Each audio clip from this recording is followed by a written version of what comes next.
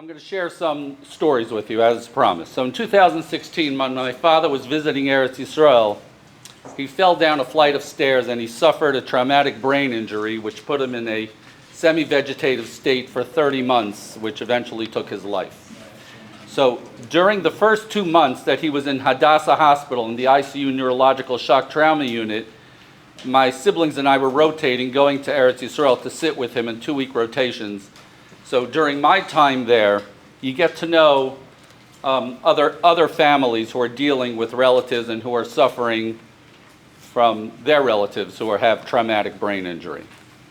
There was a young woman in the unit whose name was Yael. She was from the Netherlands. She was 26 years old at the time. She was vivacious, friendly, kind, smile for everyone. Yael also happened to be a nurse in that very hospital in Hadassah. She was brought into the ICU because she had a brain aneurysm. Yael's room was directly across the hall from my father's. Her parents flew in from the Netherlands, where she was from, to be by her side, and she was given a terrible choice. She had to have an operation because without it, she would face certain death. The operation would be done arthroscopically. It required the surgeon to go through a vein in her thigh, then through her heart, and travel to the brain. And once the surgeon reached the brain, the only way to get to the aneurysm and remove it was to go through the front left hemisphere of the brain, known as the Broca region. And this is the area that controls speech. And not only would they have to drill through it, but the nerves and the arteries that supply that area would have to be cauterized, and there's no way to reattach it. In other words, she was told that if the operation was successful, she would live, but she would never be able to speak again for the rest of her life. And the process was irreversible. So this was the choice Yael faced: certain death without the operation, or lose the ability to speak, to laugh, to daven, to never again have a loved one hear her say the words, "I love you," to never again be able to say a bracha, have someone say amen, to never again be able to say Shema. Yael and her parents took a day to come to grips with this decision. And of course they had no choice, so they proceeded with the operation. I was speaking to Yael and her parents multiple times during this difficult time. Her father was very strong. Her mother, to put it delicately, was in pieces. Yael had a strong medical background.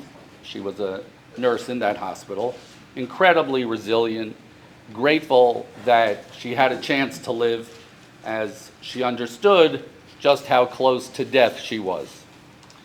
The chesed of Am Yisrael, Rabbi Isai, because she was a nurse in the hospital after she had the operation and she came back from the ICU, before she woke up, she was surrounded by 12 to 14 doctors and nurses, all her coworkers, who all wanted to be there when she woke up and lift her spirits when she woke up and she would not have her voice for the very first time.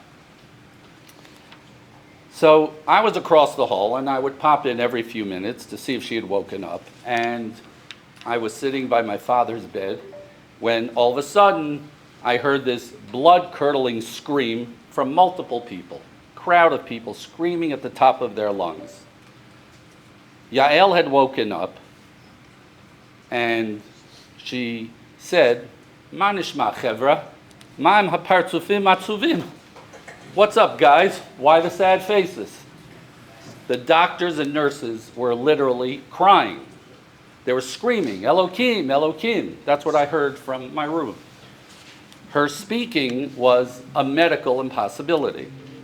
So they rushed her immediately to do MRIs and CAT scans because her speaking could only mean one thing, and that is that they missed the spot, that they botched the operation.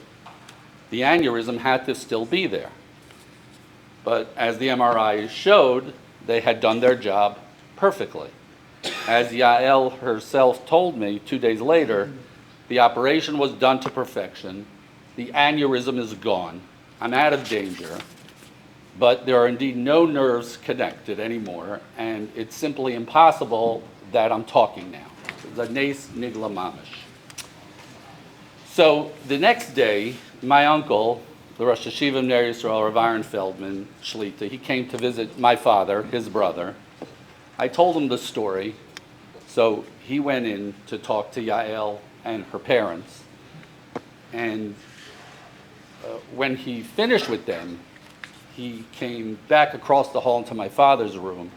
He collapsed into a chair, and he was just weeping, just saying to himself, the godless of the Rebbeinu Shalom, the koyach of the Rebbeinu Shalom. And he couldn't talk. I never saw him like that. He was shaken. He didn't say anything else during that visit.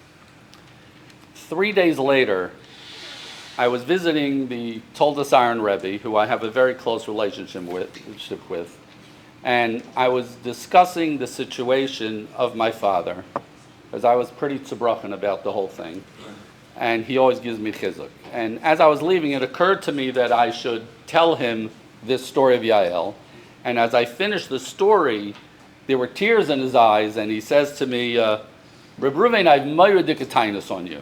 And I said, Rebbe, what did I do? He said, you come to me for chizuk. He says, your father set you up in a situation where you personally witnessed the Nes Nigla. This isn't a maisa that you heard from someone who heard from someone. It's not a magid telling you over divrei hasoyrus. You saw Yad Hashem. You saw Hayipolei Hashem Dovar. You saw Zeh Keli V'Anveu. You spoke to a girl whose every word out of her mouth is like the Shekhinah is talking, and you witness this. And your father brought you here to see this, and you come to me for chizuk. He says, you need to give me chizuk. How can you ever have a doubt? How can you ever question anything after you've seen this? You have a chiyuv to share the story at any opportunity that you have for the rest of your life.